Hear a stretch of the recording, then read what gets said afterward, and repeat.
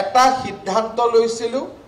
যে খানাপাৰাত আমি এটা আইএসবিটি কৰিম আৰু জালুকবাৰীত আমি এটা আইএসবিটি কৰিম যাতে আমাৰ যাত্ৰীসকলে বহু পৰিমাণে তেওঁলোকে সুবিধা পাব পাৰে। আজি আমি বেতকুছিত 5 বিঘা মাটি খামৰি 12.26 কোটি টকাৰে নিৰ্মাণ কৰা আন্তঃৰাজ্যিক বাছ টাৰ্মিনেলটো মুকলি কৰি দিয়াৰ বাবে আমি আজি সক্ষম হৈছো আৰু সকলোৱে এই কামৰ আজি আমি সাক্ষী হৈছো। এই বাছ সেৱা বা এই আইএসবিটিয়ে বেতকুছি আইএসবিটিৰ পৰিপূৰক হিচাপে কাম কৰিব। এই আইএসবিটিৰ 10খন বাছ ৰাখিব পাৰিব। ইয়াতে ফুড কোৰ্ট বা মেডিকেল সুবিধা আদি থাকিব যাতে উজনি অসম লগতে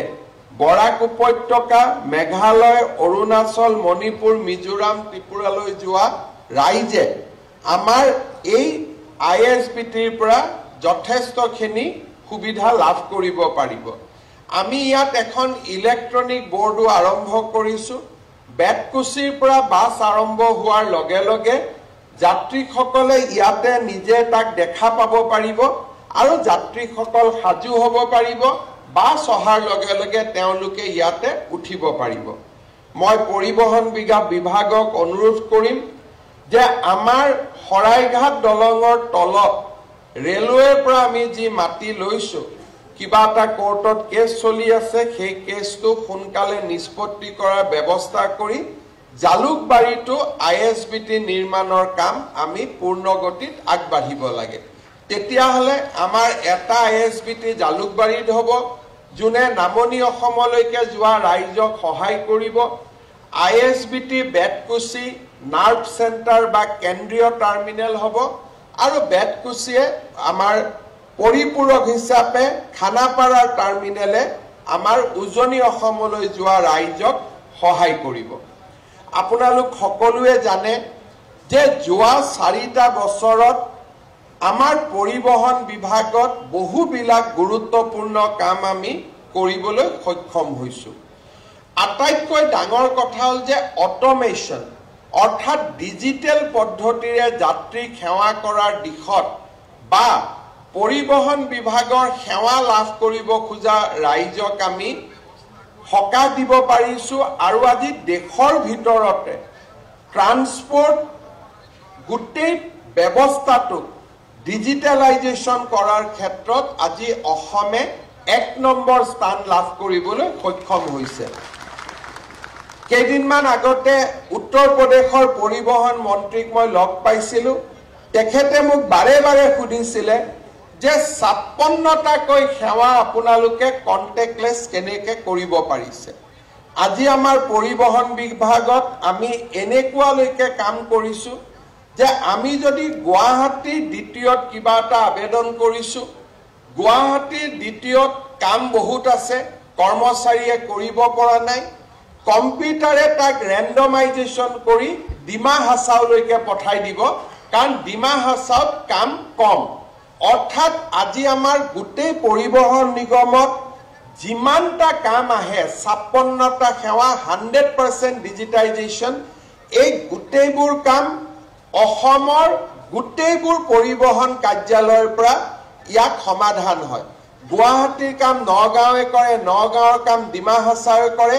কম্পিউটাৰে তাক ৰেণ্ডম বেচিছত কোনোবা এটা দ্বিতীয় অফিচলৈকে পঠাই দিয়ে। তাৰ ফলত মধ্যভোগীজনেও গম নাপায় যে মোৰ কাগজখন ক'ত গৈছে।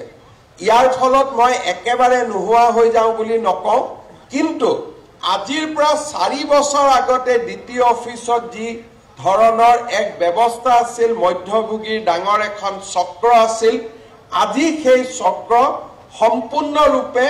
আমি নোহোৱা কৰিব নোৱাৰিলেও 90% আমি নোহোৱা কৰিব পাৰিছো। 10% আমি নোহোৱা কৰিব নোৱাৰাৰ কাৰণটো কি? যেতিয়া ফিটনেছ চাৰ্টিফিকেট ল'ব লাগে বা ড্ৰাইভিং লাইসেন্সখন অনলাইনৰ জেগাত যেতিয়া পূৰ্ণাংগ ড্ৰাইভিং লাইসেন্স ল'ব লাগে তেতিয়া এবাৰ হলেও আমি দ্বিতীয় অফিচত আহিব লাগে। এতিয়া আমি তাৰো এটা সমাধান কৰিব খুজিছো যে পাব্লিক প্ৰাইভেট বেচিছত আমি অসমৰ বিভিন্ন জায়গাত ফিটনেস সেন্টাৰ আমি মুকলি কৰাৰ কামত আগবাঢ়িছো প্ৰায় 6টা ফিটনেস সেন্টাৰ পৰিবহন বিভাগে হাতত লৈছে আৰু ফিটনেস সাৰ্টিফিকেট হোৱাৰ পিছত আৰু কি যেতিয়া ব্যক্তিগত খণ্ডলৈও ফিটনেস কেন্দ্ৰবিলাক গুচি যাব তেতিয়া হি এমভিআই বা এনফোৰ্সমেন্টৰ ওপৰত নিৰ্ভৰশীল নহব সেই সেন্টাৰৰ পৰা ফিটনেস সাৰ্টিফিকেট তেওঁলোকে ল'ব পাৰিব আৰু ইতিমধ্যে আমি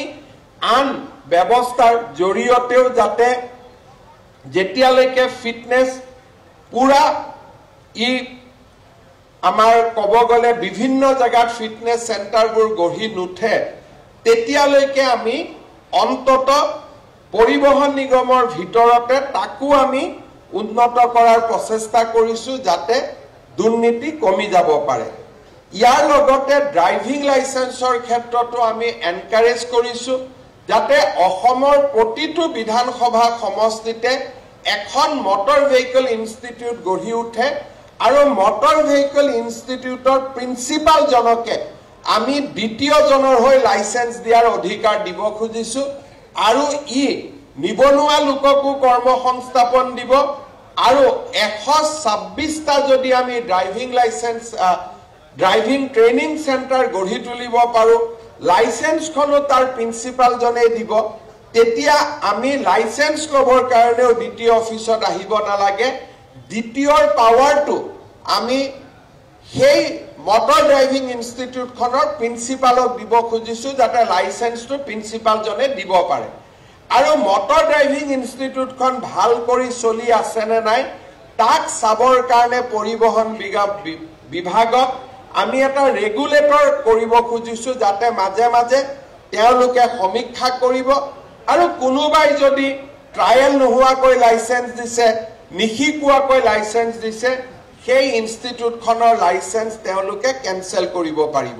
এই দিশটো আজি আমি আগবাঢ়ি গৈছো যাৰ ফলত পৰিবহন নিগমৰ লগত জড়িত দুৰ্নীতি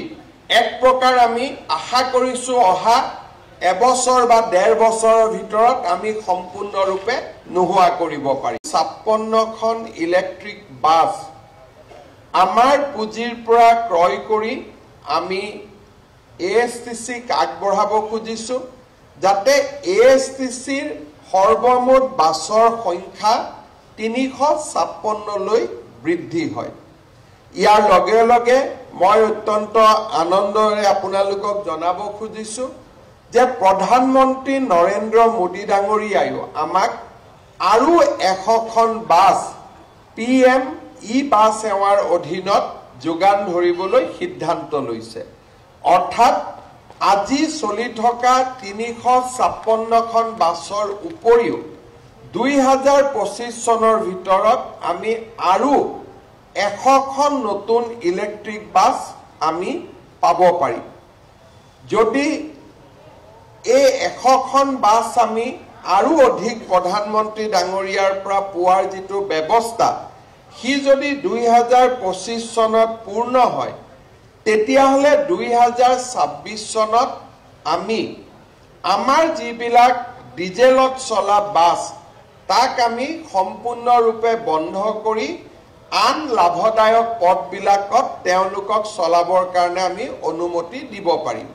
এইটো নহয় যে বাছ বন্ধ কৰি দিয়া মানে তেওঁলোকৰ বাছ কেখনে গ্যাৰেজত সোমাব তেনেকুৱা নহয়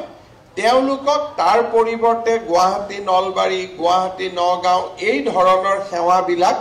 আমি তেওঁলোকক গটাই দিম যাতে গুৱাহাটীখনক আমি সেউজ বা এটা গ্ৰীণ কৰিডৰলৈ ৰূপান্তৰ কৰিব পাৰো যোৱা কেইদিনমান আগতে লোকসভাত ভাৰত চৰকাৰে এটা স্টাৰ কুৱেশ্যনৰ প্ৰশ্নৰ উত্তৰ দিছিলে যে দেশত কোন ৰাজ্যত কিমান ইলেক্ট্ৰিক বাছ চলি আছে অসমক আমি বহুত ক্ষেত্ৰত আমি অসমৰ মানুহে অসমত আমাৰ গৌৰৱ কৰিবৰ কাৰণে আমি বেয়া পাওঁ যে কৰবাত কি জানি অসমৰ কথা কলে চৰকাৰখনে 2টা নম্বৰ পাই যায় সেই কাৰণে ভাল কাম হলেও অসমে ভাল কাম কৰা বুলি কব আমি বেয়া পাওঁ কাৰণ আমি বহুত ক্ষেত্ৰত চিন্তাধাৰা আমাৰ দলীয় চিন্তাৰে সমৃদ্ধি হৈ থাকে কিন্তু আজি আপোনালোকে চাব লোকসভাত ভাৰত চৰকাৰে উত্তৰ দিছে যে ইলেক্ট্ৰিক বাছ থকা ভাৰতৰ ৰাজ্যসমূহৰ ভিতৰত 6 নম্বৰত অসম আছে অৰ্থাৎ আজি গোটেই ভাৰতত যিমান ইলেক্ট্ৰিক বাছ দিল্লী মহাৰাষ্ট্ৰ কৰ্ণাটক গুজৰাট আৰু উত্তৰ প্ৰদেশৰ পিছত অসমৰ নম্বৰ লৈছে যে অসমত আটাইতকৈ বেছি ইলেক্ট্ৰিক বাছ আছে এতিয়া মানুহে ভাবিব নোৱাৰে যে বেংগলতকৈ আমাৰ বেছি ইলেক্ট্ৰিক বাছ আছে উৰিষ্যাতকৈ বেছি বাছ আছে উৰিষ্যা আৰু বেংগলত ভাবিলেও কোনেও ভাবিব নোৱাৰে যে তামিলনাডুতকৈ আমাৰ ইলেক্ট্ৰিক বাছ বেছি আছে তামিলনাডুত ইলেক্ট্ৰিক বাছ আজিৰ দিনত আছে 153খন আৰু অসমত ইলেক্ট্ৰিক বাছ আছে 271খন এতিয়া এই কথাটো আমাৰ পেপাৰে কোনেও নিলিখিব মিডিয়াই কোনেও নিলিখিব কিয় নিলিখিব লিখিলে কি জানি চৰকাৰখনৰ হিমন্ত বিশ্ব শৰ্মাৰ নম্বৰ দুটা বাঢ়ি যায় এটা আমি সদায় সংকল্প ল'ব লাগিব যে ৰাজ্যৰ গৌৰৱ অসমে ভাল কাম কৰিছে এই কথাটো কবৰ কাৰণে যদি আমি কৃপণালী কৰো তেতিয়ালে আমাৰ ৰাজ্যখন আগুৱাই না যাব ব্যক্তিটো আজি আছে কালি নাই আজি কোনোবা মুখ্যমন্ত্ৰী আছে পৰহি তেওঁ নাথাকিব কিন্তু অসমখন সদায় থাকিব আৰু আমি যেতিয়া অসমৰ একোজন ব্ৰেণ্ড এম্বেছাডৰ হ'ম যে অসমীয়া এইটো কৰিছে অসমে এইটো কৰিছে তেতিয়া আমাৰ ৰাজ্যখনত বহু দূৰ আমি আগুৱাই লৈ যাব পাৰিম অলপ আগতে ৰঞ্জিত দাস ডাঙৰীয়াই মোক কৈ আছিলে যে যোৱা বছৰ অসমত ৭৫ লাখ টুৰিষ্ট আহিছে এতিয়া এই টুৰিষ্ট বিলাক হিমন্ত বিশ্ব শৰ্মাৰ ঘৰত অহা নাই এই টুৰিষ্ট বিলাক আহি ক'ত আহিছে আমাৰ নিবনুৱা যুৱক যুৱতীয়ে আৰম্ভ কৰা হোম ষ্টে হোটেল কোনোবা টুৰিষ্ট গাইড হৈছে আপোনালোকে চিন্তা কৰক মই যেতিয়া কৈ থাকো যে বন্ধ দিব নালাগে ধৰ্ণা দিব নালাগে টায়াৰ জ্বলাব নালাগে তেতিয়া মানুহে ভাবে হিমন্ত বিশ্ব শৰ্মাই কিয় কৈ আছে কিন্তু আজি অসমত যোৱা 3 বছৰত টায়াৰ জ্বলোৱা বন্ধ হোৱাৰ কাৰণে আন্দোলন কৰা বন্ধ হোৱাৰ কাৰণে ৭৫ লাখ আজি পৰ্যটক অসমলৈ আহিব পাৰিছে কিন্তু টায়াৰ জ্বলালে মোৰ কোনো অসুবিধা নহয় মোৰ ঘৰটো পুলিচে আৱৰিয়ে ৰাখিব টায়াৰটো জ্বলিব খানাপাৰাত মোৰ ঘৰৰ সন্মুখত গৈতো টায়াৰটো নজ্বলাই কিন্তু এই টায়াৰ জ্বলোৱা বাতৰিটোৱে কাক ক্ষতি কৰিব এই টায়াৰ জ্বলোৱা বাতৰিটোৱে আমাৰ ডাঙৰ সংবাদ মাধ্যমৰ মালিকক ক্ষতি নকৰে কাক ক্ষতি কৰিব কাজিৰঙাৰ জীপ সাফাৰীজনক কাক ক্ষতি কৰিব মানসত সৰুকৈ নিৰ্মাণ কৰা হোম ষ্টেৰ গৰাকীজনক কাক ক্ষতি কৰিব গুৱাহাটীত নতুনকৈ বেংকৰ পৰা লোন লৈ স্থাপন কৰা সৰু হোটেলৰ মালিকজনক এই যে কথাবিলাক আমি বিজ্ঞানসন্মতভাৱে বুজিব চেষ্টা নকৰো এই কথাবিলাক আমি এইটো কলেতো হিমন্ত নম্বৰটো বাঢ়ি যাব আৰে হিমন্ত বিশ্ব শৰ্মাৰ য'ত নম্বৰ বাঢ়িব লাগে তাত বাঢ়ি থাকিব তাত কোনেও কমাব নোৱাৰে যদি অসমৰ ৰাইজৰ আশীৰ্বাদ থাকে ওপৰৱালাৰ আশীৰ্বাদ থাকে কোনো মানুহে কাৰো ডেষ্টিনি নিয়ন্ত্ৰণ কৰিব নোৱাৰে আমি যদি ভাবো ইয়াক মই ডুবাই দিম আপুনি নোৱাৰে কাৰণ ডুবাব নুডুবাব ওপৰৱালাই নিৰ্ধাৰণ কৰি থৈ দিব অসমৰ মানুহে নিৰ্ধাৰণ কৰিব কাক নামাব লাগে কাক উঠাব লাগে কিন্তু আমি যদি সকলোৱে সিদ্ধান্ত লওঁ যে অহা বছৰটোত অসমখনক আমি ওপৰত লৈ যাম তেতিয়া আমাৰ অসমখন কিমান ধুনীয়া হ'ব পাৰে আমাৰ অসমখন কিমান আগুৱাই যাব পাৰে এই কথাটো আমি চিন্তা কৰিব পাৰো আৰু অসমখন আগুৱালে কাৰ লাভ হ'ব অসমখন আগুৱালে অসমীয়া মানুহৰ লাভ হ'ব আমাৰ ব্যক্তিগত কাৰোবাৰ লাভ হওক নহওক অসমীয়া মানুহৰ আজি লাভ হ'ব তাক আমি সকলোৱে নিশ্চয় আমি অনুভৱ কৰোঁ